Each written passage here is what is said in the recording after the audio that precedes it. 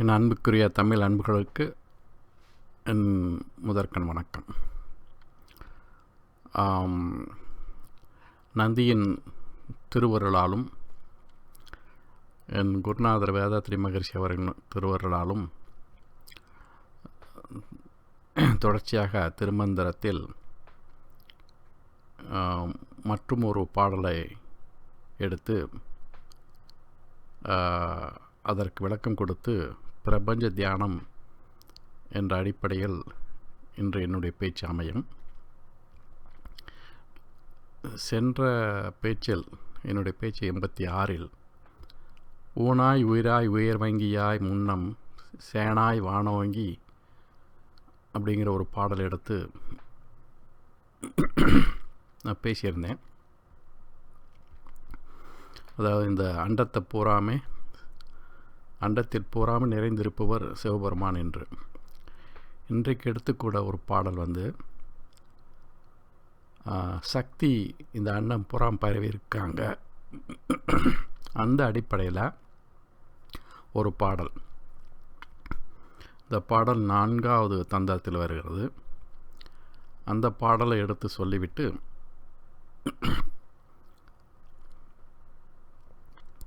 அதற்கு விளக்கம் கொடுத்து பின் இந்த பிரபஞ்ச தியானத்தை பற்றி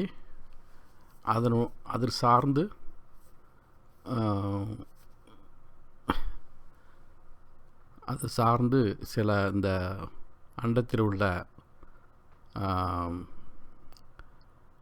அது டீப் ஸ்கை ஆப்ஜெக்ட் அப்படின்னு சொல்லுவாங்க. நெபுலா, கிளஸ்டர்ஸு, அப்புறம் கேலக்ஸி, இதை பற்றி அதற்கான ஒரு சில படங்களை நான் சேகரித்து இதில் நான் இணைத்துள்ளேன். அதுவும் இல்லாமல் அந்த ஒவ்வொரு அந்த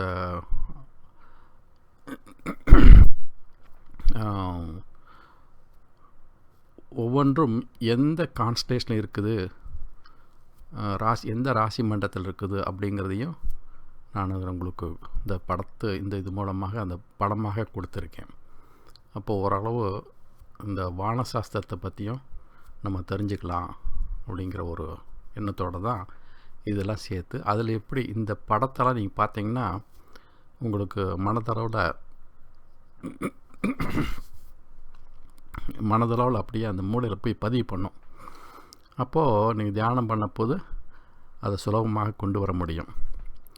இன்றைக்குள்ள விஞ்ஞான ரீதியாக பார்த்தா இந்த இன்டர்நெட்லாம் இருக்குது. அதனால் கம்ப்யூட்டர் யாரார்கிட்ட இருக்குதோ அவங்கெல்லாம் இதை சுலபமாக நல்ல முறையில் இப்போ நான் என்ன போடுறேனோ அதை தவிர மற்ற ஆப்ஜெக்ட் அதெல்லாம் கூட நீங்கள் போய் பார்க்கலாம். ஒன்றும் வேணாம். அதாவது மெய்சர் ஆப்ஜெக்ட்ஸ் அப்படின்னு போட்டிங்கன்னா இந்த சர்ச் காலத்தில் கூகுள் சர்ச்சில் போய் போட்டிங்கன்னா டீப் ஸ்கை ஆப்ஜெக்ட்ஸ் அப்படின்னு போட்டிங்கன்னாலும் சரி, மெய்சர் ஆப்ஜெக்ட்ஸ் அப்படின்னு போட்டிங்கன்னா கூட அதில் ஒரு லிஸ்ட்டு பண்ணுவாங்க. அதில் எல்லாமே அதில் இப்போ ஒரு உதாரணத்துக்கு சொன்னீங்கன்னா மெய்சர் ஆப்ஜெக்ட் 110 ஆப்ஜெக்ட்ஸ் இருக்குது. M1 அப்படின்னு ஆரம்பிக்க, அப்புறம் எம் ஃபார் மெய்சர், M110 110, M1 அதிலிருந்து M110 அது வரலாம். இப்படியே வரிசையாக பார்த்துட்டே அதனுடைய படத்தெல்லாம் பார்த்திங்கன்னா இப்போ நான் சொல்கிற இந்த பொருள்லாம் அதில் அடங்கியிருக்கும். நான் உதாரணத்துக்கு ஒரு 4-5 எடுத்து நான் போட்டிருக்கேன். அது எங்கே இருக்குது அப்படிங்கிறதையும் போட்டிருக்கேன். அதை நான் விளக்கும் பொழுது நம்ம பார்க்க முடியுமா அப்படின்னா சிலதெல்லாம் ஈவன் பைனாக்குலர்ஸ்லேயே பார்க்கலாம். சில ஆப்ஜெக்ட்லாம் டெலஸ்கோப் வேணும். அதையும் நான் எது பைனாக்குலர்ஸில் பார்க்க முடியும், எது கண்லேயே தெரியும் அப்படிங்கிறத நான் அந்தந்த பொருள் வரும்பொழுது நான் சொல்கிறேன். ஆச்சுங்களா? இப்போ இன்றைக்கி திருமந்திரம் பாடலுக்கு போவோம். இந்த பாடல் எப்படி ஆரம்பிக்குதுன்னா, அண்ட முதலாய் அவனி பரியந்தம் கண்டது ஒன்றில்லை கணங்குலை அல்லது கண்டனும் கண்டியுமாகிய காரணம் குண்டிகை கோழிகை கண்டதனாலே அப்படின்னு ஒரு பாடல். இது அந்த பாடல் இந்த முதல் வரி ஆரம்பிக்கிறது அண்டத்தில் ஆரம்பிக்குது. கடைசியாக குண்டிகை கோழிகை அப்படிங்கிறது நம்மளுடைய உடம்பில் இருக்க மூலாதாரத்தில் வந்து சேரும். அதுக்கு தான் அண்ட முதலாய் அவனி பரியந்தம் அப்படின்னு. பரியந்தம்னா அவனின்னா பூமி, பூமி வரை. அப்படி ஆரம்பித்து அந்த அண்ட முதலா பூமி வரையில் அதை நிறைந்திருப்பவள் சக்தி, பராசக்தி அப்படிங்கிறது தான் இந்த பாடலை அதை பற்றி சொல்லுது. கணங்குவளை அல்லது அப்படின்னு சொல்லுது. ஆனால் கணங்குலை அப்படின்னா ஒரு பொன்னொழியில் விளங்கும் உணர்வு. பொன்னொழியில் விளங்கும் உணர்வு. அந்த உணர்வு வந்து அந்த உணர்வை பராசக்தியாக ஒப்பிடுறாங்க. அல்லது பொற்காதனியுடைய பராசக்தி அப்படியும் எடுத்துக்கலாம். குலைங்கிறது காதில் போடுற ஒரு தோடு அப்படின்னு சொல்கிறோம்ல, தோடு, கடுக்கன், குலை இதெல்லாம். நடராஜ உருவத்தில் பார்த்தீங்கன்னா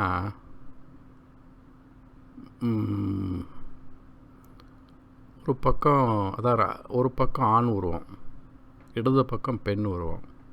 நல்லா காதை உத்து நல்லா பார்த்தீங்கன்னா அதில் வந்து ஒரு பக்கம் குலை இருக்கும், ஒரு பக்கம் தோடு இருக்கும்.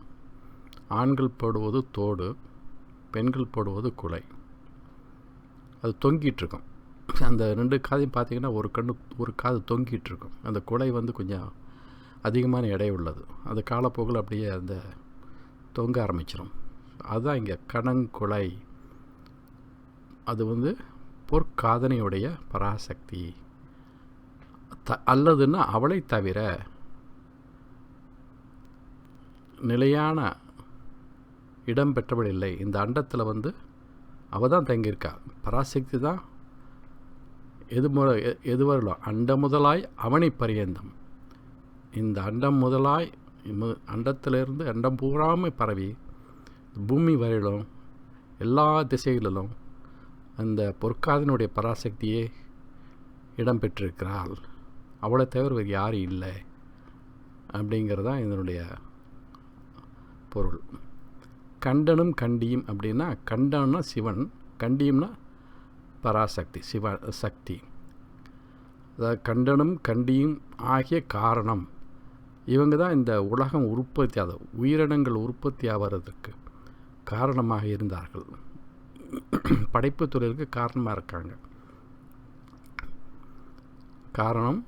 குண்டியும் கோழி கண்டதனாலே. அதாவது குண்டிகைனா பெண், கோழிகைனா ஆண். கண்டதனாலேனா படைப்பதற்காகவே இவங்க இருக்கிறாங்க. பெண்ணும் ஆணுமாய் படைப்பதற்காகவே இருக்காங்க. குண்டி கோழிகை கண்டதனாலே அப்படின்னு அர்த்தம். அதாவது ரெண்டு பேரும் தான் இந்த படைத்தல் தொழிலுக்கு காரணம். இப்போ இன்னும் கொஞ்சம் சற்று போகணும். படைத்தல் தொழிலுக்கு சிவபெருமான் என்ன செய்கிறாருன்னா, படைத்தல் தொழிலை செய்யும் பொழுது அவர் பிரம்மாவாக இருக்கார். பிரம்மாவை படைத்து அவர் வந்து இந்த படைத்த தொழிலை செய்கிறதுக்கு கொடுக்குறார். அதனால தான் அவர் படைத்தவன் சொல்கிறது. படைத்தவனை படைத்தவன், உயிரினங்களை படைக்கிற பொறுப்பு வந்து பிரம்மா. அவரை படைத்தவர் யார்? சிவபெருமான். அதான் படைத்தவனை படைப்பவர். அந்த பிரம்மா மூலாதாரத்தில் இருக்கும் பொழுது, அதாவது மூலாதாரத்தில் நான் முன்னாடி ஒரு பேச்சில் தான் சொல்லியிருக்கேன். இந்த சக்கரத்தை பற்றி பேசும்பொழுது ஒவ்வொரு சக்கரத்துலேயும் ஒரு ஆண் தெய்வமும் பெண் தெய்வமும் இருக்கிறது அப்படின்னு சொல்கிறீங்க. இங்கே வந்து மூலாதாரத்தில் வந்து ஆணாக இருக்கிறது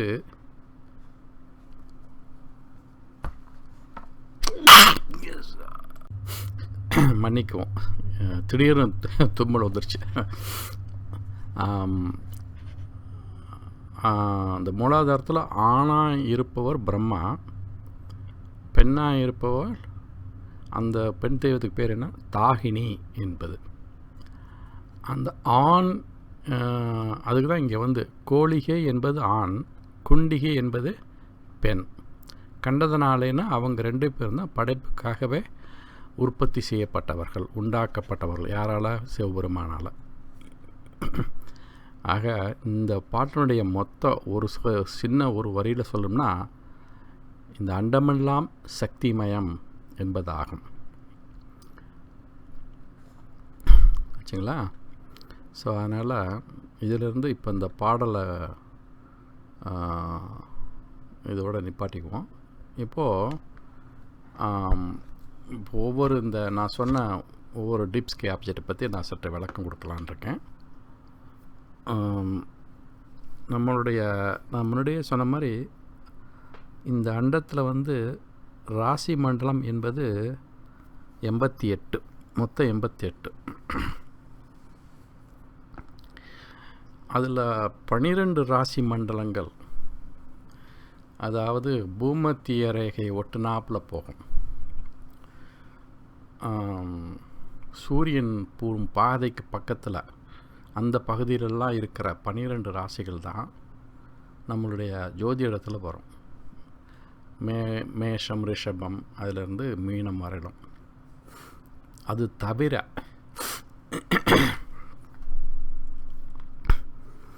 தவிர சில ராசி மண்டலங்கள் எடுத்திருக்கேன்.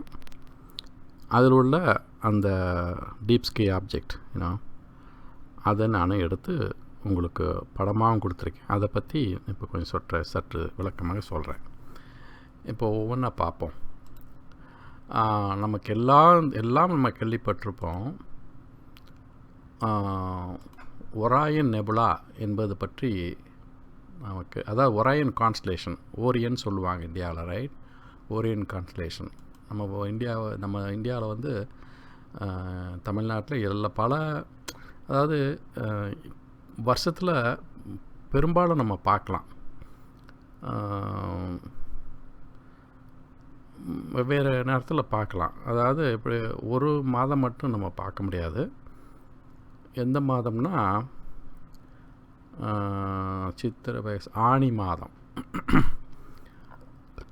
ஆனி மாதத்தில் என்ன ஆகுன்னா, சூரியன் அங்கே இருக்கும். ஆனி மாதத்தில் சூரியன் எங்கே இருக்குன்னா, அந்த ஒராயன் கான்ஸ்டலேஷன் பக்கத்தில் தான் இருக்கும். அந்த இதை ஏன்னா அது வந்து இந்த மிதுன ராசி இருக்குல்ல, மிதுன ராசி வரும் பொழுது, அது உதயமாகும் பொழுது அந்த ராசிக்கு தெற்கு பக்கம் இந்த ஒராயன் கான்ஸ்டலேஷன், அது ராசி மண்டலமும் வரும். ஆகையினால அந்த சமயத்தில் அந்த சூரியன் அங்கே இருக்கிறனால அந்த ஒரு மாதம் மட்டும் அந்த ஒராயனை நம்ம பார்க்க முடியாது. அந்த ராசி மண்டலம் அந்த மீதி இருக்கிற ஒரு கிட்டத்தட்ட 11 மாதங்கள் வெவ்வேறு நாளில் தெரியும். அதில் வந்து குறிப்பாக மார்கழி மாதம் மட்டும் இரவில் 12 மணி நேரமும் நம்ம பார்க்கலாம். இருட்டினதுலேருந்து காலை வரலும் பார்க்கலாம். அந்த மிதுன ராசி வந்து, அதாவது சூரியன் வந்து மிதுனத்தில் இருக்கும்போது என்ன அர்த்தம்? மேசத்தில் வரும்பொழுது சித்திரை, வைகாசியில் வந்து ரிஷபத்துக்கு வரும், அப்புறம் ஆனி மாதம் வந்து மிதுனத்துக்கு வரும். அந்த மிதுனத்தில் இருக்கும் பொழுது அப்போ தான் வந்து நமக்கு தெரியாதுன்னு சொன்னேன் இல்லையா? இப்போது அதுக்கு நேர் மாறா, அது வந்து இப்போ சூரியன் அங்கே இருக்கனால தெரியாது இல்லையா? அதுக்கு நேர் இப்போ மிதுனத்துக்கு நேராக இருக்கக்கூடிய ராசி மண்டலம் என்ன? தனுசு இல்லைங்களா? இப்போ தனுசில் வந்து சூரியன் வரும் பொழுது அது பகல் நேரம் இல்லையா? அப்போது ராத்திரியில் என்ன வரும்? தனுசில் சூரியன் இருக்கும்போது ராத்திரியில் வந்து மிதுன ராசி மண்டலம் ராசி வந்து ராத்திரியில் வரும். இது தனுசு வந்து சூரியன் அங்கே இருக்கனால அது பகலில் வரும். ஆகையினால ராத்திரியில் வரக்கூடியது அதே மாதம் மிதுனம். ஸோ அந்த மிதுனம் வரும் பொழுது என்ன ஆகும்? அந்த ஒரு மாத காலமும் நம்ம நல்ல முறையில் பார்க்கலாம். அதாவது அதிக நேரம் பார்க்கலாம். காலை அதாவது கிழக்கு திசையில் உதயமாகி மேற்கு திசையில் மறையிறவங்களும் நம்ம பார்க்க முடியும். அதில் இன்னொரு விசேஷம் என்னென்னா, அதில் வந்து ஒரு சிகப்பு நிறத்தில் ஒரு பெரிய ஒரு நட்சத்திரம் இருக்குது. அதுதான் அந்த அண்டத்திலே பெரிய நட்சத்திரம். அதுக்கு பேர் பீட்டல் ஜூஸ்ன்னு சொல்லுவாங்க. அந்த பீட்டல் ஜூஸ் தான் திருவாதிரை நட்சத்திரம். அந்த திருவாதிரை நட்சத்திரம் இந்த அந்த மாதத்தில் மார்கழியில் என்ன சொல்கிறது, திருவாதிரை நட்சத்திரத்தை வைத்து ஒரு இது இருக்குல்ல, ஒரு விழா இருக்குல்ல, சிதம்பரத்துலலாம் கொண்டாடுவாங்களே சிவன் கோயில் எல்லாத்தையும் ஆருடா தரிசனம் சொல்லுவாங்களே. ஆருத்ரா அப்படின்னா திருவாதிரை, அதை வந்து ஆருத்ரா தரிசனம் அப்படின்னு அர்த்தம். அந்த நட்சத்திரத்தை நம்ம தரிசிக்கிறோம். ஆக என்ன நான் சொல்ல வரேன்னா, இன்றைக்கி வந்து நம்ம அதை வந்து அந்த ஆருத்ரா தரிசனத்துக்கு அன்றைக்கு சிவனுக்கு ரொம்ப முக்கியமான ஒரு விசேஷமாக கருதி அதை வந்து நம்ம எல்லாமே கோயிலுக்கு போவாங்க. ஆனால் ஆருத்ரா தரிசனம் அப்படின்னு ஒரு நல்ல வார்த்தையை நம்ம பார்க்கும் பொழுது ஒரு காலகட்டத்தில் இந்த இயற்கையை தான் அவங்க வழிபட்டிருக்காங்க. அந்த இயற்கை வழிபடும் அந்த நட்சத்திரம் அந்த ஒரு நாள் மட்டும் 12 மணி நேரமும் உங்களுக்கு காலையில் சூரிய உதயமாவதுலேருந்து அப்புறம் இல்லை காலையில் சூரியன் இல்லை சாரி மாலையில் 6 மணிக்கு வந்து இரவு ஆரம்பிக்கும். அப்போ வந்து கிழக்கு திசையில் அந்த நட்சத்திரம் வரும். அப்போது திரும்ப விடியறதுக்குள்ளே அது மேற்கு திசையில் மறையும். ஸோ அதிக நேரம் பார்க்கக்கூடிய இந்த நாள் வந்து ஆருத்ரா தரிசனம். அந்த நட்சத்திரத்தை வந்து கண்டு அவங்க வந்து அந்த காலத்தில் முன்னோர்கள் வந்து நல்லா வணங்கியிருக்காங்க போல தெரியுது. ஏன்னா ஏன் அதை நான் அந்த நட்சத்திரத்தை மட்டும் ஸ்பெசிஃபிக்காக நான் எடுத்து சொல்கிறேன்னா, இந்த அண்டத்துலேயே நல்ல சிகப்பாக இருக்க ஒரு நட்சத்திரம் அதுதான். அந்த காலத்தில் எலக்ட்ரிசிட்டிலாம் இல்லாத காலம், நல்ல எங்கே பார்த்தாலும் இருட்டு தான் இருக்கும். அந்த இருட்டான காலத்தில் மேகம் சுத்தமாக இருக்கும் பொழுது அந்த நட்சத்திரத்தை பார்த்தா எவ்வளோ அழகாக இருக்கணுங்கிற நீங்கள் நினச்சி கற்பனை பண்ணி பாருங்கள். இதே தான் வந்து அந்த இதில் என்ன சொல்ல சபரிமலையில் அங்கே வந்து ஜோதி தெரியுது அப்படிங்கிறாங்க. இதே நட்சத்திரம் தான். அது ஒரு 15 நாள் கழித்து பின்னாடி வரும். அந்த மகர ஜோதின்னு சொல்கிறாங்களே அங்கே வரும் என்ன. ஸோ திருவாதிரை ஆருடா தரிசனத்துக்கும் இந்த மகர ஜோதிக்கும் ரெண்டும் வித்தியாசம் இல்லை, ரெண்டும் ஒன்று தான். ஏன்னா அது மலைப்பகுதினால் அது அந்த மலைப்பகுதிக்கு மேலே வரத்துக்கும் அந்த நேரத்தில் அந்த நாளில் ஒரு 14ஆம் தேதி ஜனவரி 14ஆம் தேதி அன்றைக்கி அவங்க கரெக்டாக அந்த இடத்துல மேலே தெரியும். மலை மேலேருந்து அது கிளம்பி வரும். அதனால தான் அதை பார்க்கறதுக்கு போகிறாங்க, வேறு ஒன்றும் இல்லை. இதெல்லாம் வந்து கண்கொள்ளா காட்சி தான். சரி, இப்போது அந்த ராசி மண்டலத்தில் ஒரு ஆப்ஜெக்ட் இருக்குது. அது வந்து ஒராயன் நெபுலான்னு சொல்கிறது. அதையும் நான் இந்த கொடுத்துருக்கேன். ஒராயன் நெபுலா. அதை நல்லா பாருங்கள், இந்த படத்தை பாருங்கள். நம்ம டெலஸ்கோப்பில் பார்க்கும் பொழுது இந்த மாதிரி கலராக இருக்காது. அதாவது அது எங்கே இருக்குங்கிறதையும் நான் அந்த ராசி மண்டலத்தையும் கொடுத்துருக்கேன். அதில் வந்து M42 அப்படின்னு இருக்கும் பாருங்கள், அதுதான் M42. அது எங்கே இருக்குதோ அதான் அந்த 3 நட்சத்திரம் வரிசையாக இருக்கும்ல, அதுக்கு கீழே இருக்குது. அதை வந்து நல்லா நம்ம ஊரில் அமாவாசை இருட்டில் வானம் சுத்தமாக இருந்துச்சுன்னா நல்ல முறையில் அதை கண்ணிலே பார்க்கலாம். அதை கொஞ்சம் பெருசாக பார்க்கணுன்னா பைனாகுலர்ஸில் பார்க்கலாம். நல்லா ரொம்ப விளக்கமாக டீட்டெயிலாக பார்க்கணுன்னா அதுக்கு நல்ல டெலஸ்கோப் வேணும். நல்லா எப்படின்னா ஒரு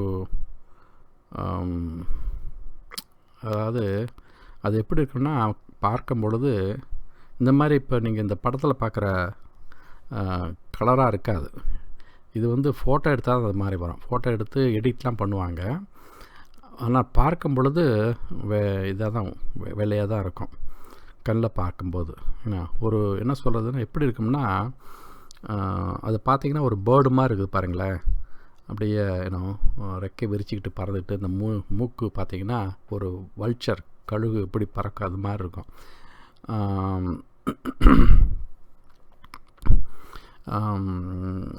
அந்த அதை வந்து பைனாகுலர்ஸ்லேயே பார்க்கலாம். டெலஸ்கோப் இருக்கவங்க இன்னும் நல்ல முறையில் அதை அனுபவிக்கலாம். சரிங்களா? இது ஒன்று. அடுத்தது ஆண்ட்ரோமேடா கேலக்ஸி அப்படின்னு ஒன்று போட்டிருக்கேன். அதாவது M31. அந்த M31 எங்கே இருக்குன்னா ஆண்ட்ரோமேடா கான்ஸ்டலேஷன், அந்த ராசி மண்டலத்துலேயே, அந்த ராசி மண்டலத்துக்கும் பேர் ஆண்ட்ரோமேடா. அந்த ஆண்ட்ரோமேடா கான்ஸ்டலேஷன்லேயே ஆண்ட்ரோமேடா கேலக்ஸி இருக்குது. இந்த கேலக்ஸி ரொம்ப அழகாக இருக்கும் பார்க்கறதுக்கு. என்ன ஆனால் அதுக்கு அதாவது பைனாக்குலர்ஸில் அது எங்கே இருக்குன்னு கண்டுபிடிக்கலாம். ஆனால் அதை நல்ல முறையில் பார்க்கணுன்னா இது வேணும், நல்ல டெலஸ்கோப் வேணும். பவர்ஃபுல் டெலஸ்கோப் வந்து நல்ல முறையில் பார்க்கலாம். அது வந்து கூடுமானவர்களும் அதை பார்க்கணுன்னா ஒரு ஆகஸ்ட்டு, அதாவது ஜூலை, ஆகஸ்ட், செப்டம்பர் அந்த மாதிரி சமயத்தில் தான் நல்லா வரும்.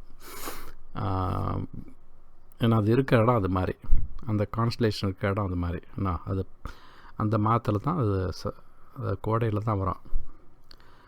அது நம்ம ஊரில் வந்து சீக்கிரமே கோடை ஆரம்பிச்சிருது இல்லையா?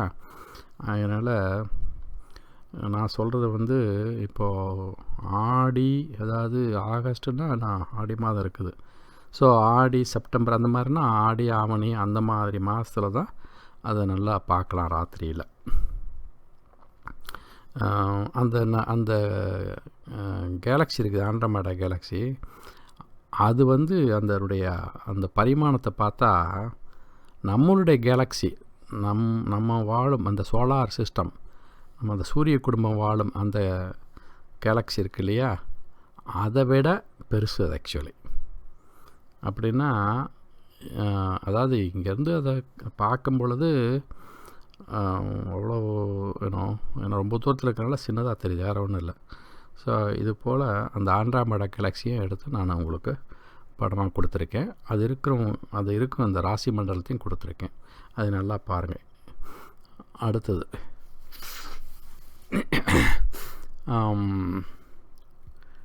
அதுக்கு அடுத்த ஆப்ஜெக்ட் என்னென்னா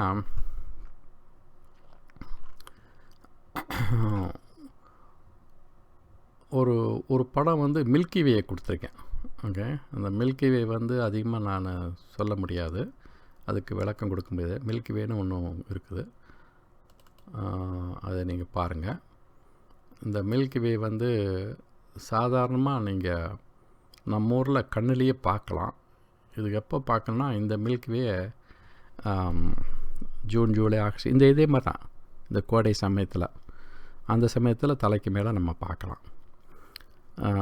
அதை வந்து பார்க்கணுன்னா சுலபமாக பார்க்கணுன்னா நான் சொல்கிறேனே, அதாவது இப்போது ஊரில் வந்து இப்போல்லாம் எல்லா ஊர்லேயுமே வெளிச்சம் அதிகமாக வந்துருச்சு. லைட்லாம் அந்த விளக்கெல்லாம் போட்டு போல்ஸ், ஸ்ட்ரீட்டு லேம்ப்லாம் போட்டு ரொம்ப வெளிச்சம் வந்துருச்சு. அதனால் கொஞ்சம் இப்போல்லாம் கொஞ்சம் சரியாக தெரியறதில்ல. கொஞ்சம் ஊரை விட்டு வெளியே போனீங்கன்னா அதெல்லாம் பார்க்கலாம் ராத்திரியில். ஓகே, சில சமயத்தில் ஊர்லேயே கூட நல்லா வெளிச்சமான இருக்க ஊரில் கூட, நல்லா சின்ன கிராமமாக இருந்தால் கூட, அந்த மொட்டை மாடி இருக்குல்ல, அதுக்கு மேலே போயிட்டிங்கன்னா அந்த ஸ்ட்ரீட் லைட் இருக்கு இல்லையா, இந்த தெருவுக்கு அந்த கம்பம், அதுக்கு மேலே அந்த மொட்டை மாடி இருந்துன்னு வச்சுங்களேன், அதுக்கு மேலே நம்ம பார்க்கலாம். என்னென்னா நம்ம நின்று பார்க்குற இடத்துல நமக்கு எந்த விளக்கும் கண்ணில் படக்கூடாது. அந்த மாதிரி இடத்துல நம்ம நின்று பார்த்தோம்னா பார்க்க முடியும். ஏன்னா நான் பார்க்கும்பொழுது என்னென்னா ஒரு வரிசையாக ஒரு ஸ்ட்ரெச் நீண்டமாக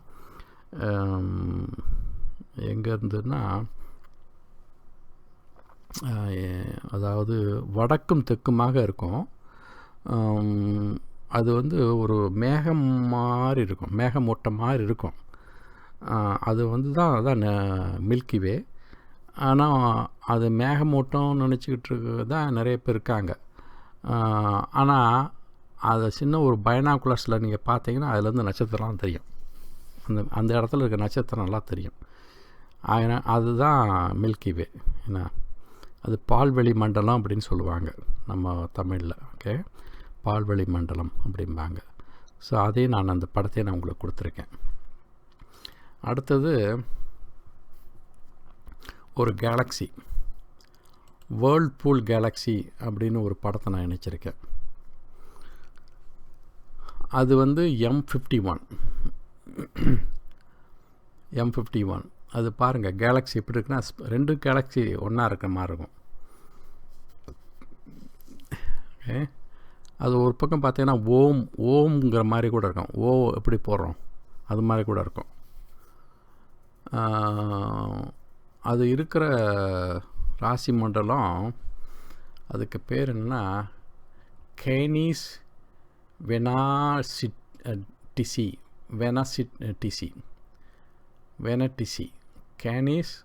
கேனிஸ் வெனட்டிசி அப்படின்னு ஒரு ராசி மண்டலம்.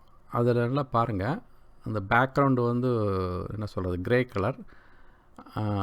இல்லை அதாவது கருப்பான ஒரு பேக்ரவுண்டு. அதில் இந்த M51 இருக்குது பாருங்கள், இந்த CVN அப்படின்னு இருக்கு இல்லையா, அதுக்கு மேலே கொஞ்சம் தூரத்தில் M63 இருக்குது. அப்புறம் ரைட் சைடு அதுக்கு ரைட் சைடு M94 இருக்குது.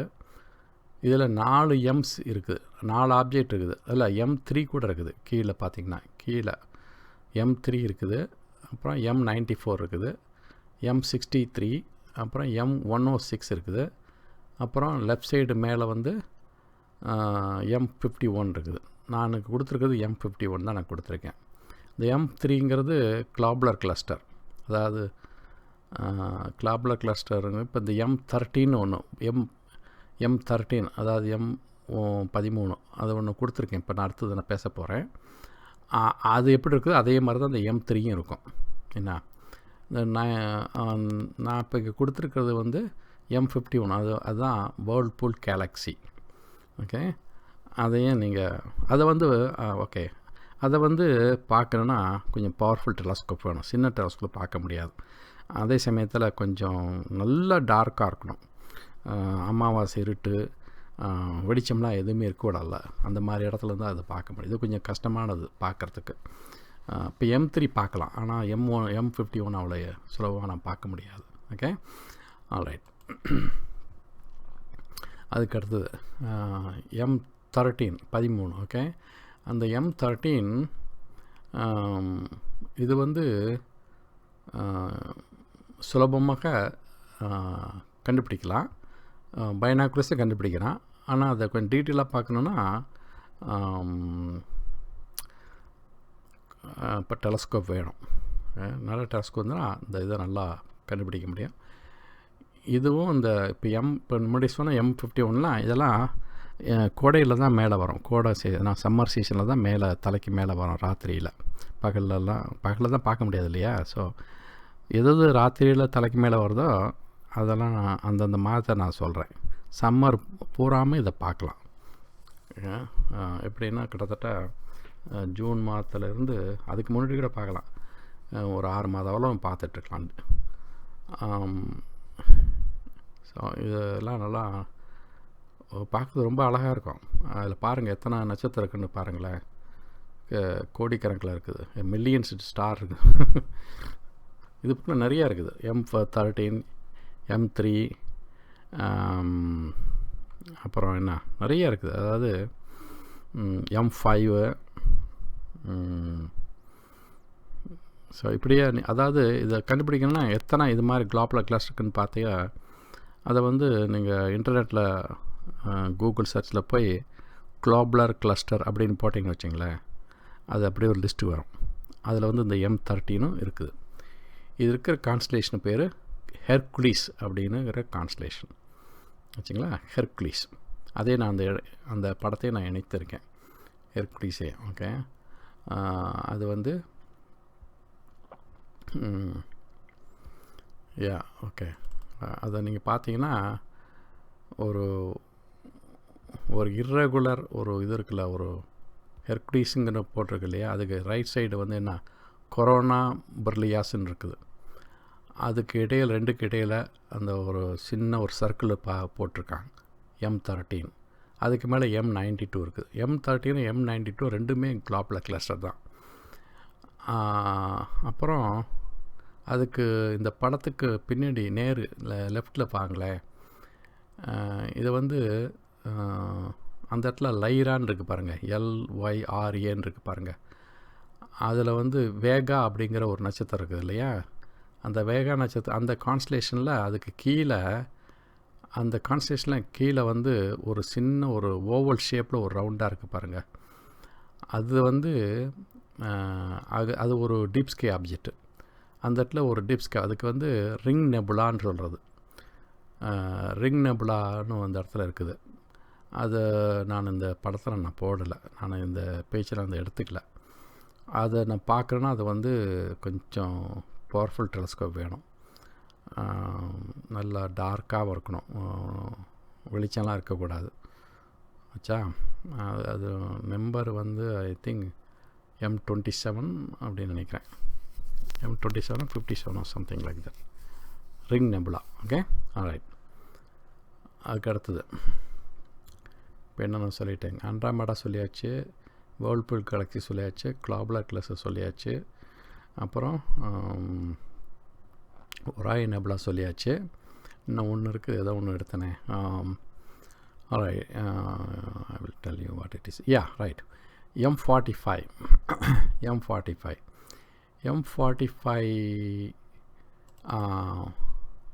அது தனியாக படம் போட்டிருக்கேன் பாருங்கள். M45 வந்து இது வேறு ஒன்றும் இல்லை, நம்ம புராணத்தில் வரக்கூடிய கார்த்திகை நட்சத்திர கூட்டம். ஓகே, அதில் வந்து இந்த ரொம்ப இந்த சென்ட்ரலில் அது இருக்கு இல்லையா, சென்ட்ரலில் அதாவது இடது பக்கம் வந்தால் 2வது ஸ்டார், அதுதான் வந்து அந்த கார்த்திகை நட்சத்திரம். அதோட நம்ம வந்து இந்த 6 இருக்குது பாருங்கள், 6ஐயும் எடுத்து மொத்தமாக கார்த்திகை நட்சத்திர கூட்டம் என்று சொல்லுவார்கள். இந்த கார்த்திகை அந்த அதில் இருக்கிற பிரைட்டாக இருக்கு இல்லையா, அதுக்கு பேர் அல்கோன் பேர். அந்த நட்சத்திரம் இருக்கிறதுலே பிரைட்டாக இருக்கு. அப்புறம் அது இல்லாமல் அதற்கு பின்னாடி பாருங்கள், சுற்றிலும் ஒரு ப்ளூ கலரில் ஒரு மேகக்கூட்டமாக இருக்குது பாருங்கள். அது என்னென்னா அது வந்து நெபுலா. ஸோ ஒவ்வொரு நட்சத்திரத்துலேருந்து நெபுலாசிட்டி உண்டாகுது. ஸோ அதுதான் ரொம்ப அழகாக இருக்கும். இது வந்து சாதாரணமாக பைனாகுலர்ஸில் பார்க்கலாம். இது எந்த ராசி மண்டலம்னா ரிஷப ராசி மண்டலத்தில் வரும். ரிஷப ராசி மண்டலத்தில் இருக்குது. அதாவது ஜூன் மாதம் விடிய காலம் ஏதோ ஒரு நாளில் வந்து கிழக்கு திசை உதயமாகும். அதுலேருந்து கிட்டத்தட்ட ஒரு 10 மாத அளவில் நம்ம பார்க்க முடியும். அப்புறம் மேற்கு திசையில் வந்து மறையிறவர்களும் பார்க்கலாம். ரொம்ப நல்லா ரசித்து பார்க்கக்கூடியது. அதாவது இந்த ராசி, இந்த இது வந்து தலைக்கு உச்சந்தலையில் இப்போ எப்படி நான் திருவாதிரை நட்சத்திரத்தை பற்றி நான் சொன்னேனோ அதே மாதிரி இந்த நட்சத்திரம் அந்த கார்த்திகை மாதம் பூராமே ராத்திரியில் தெரியும்.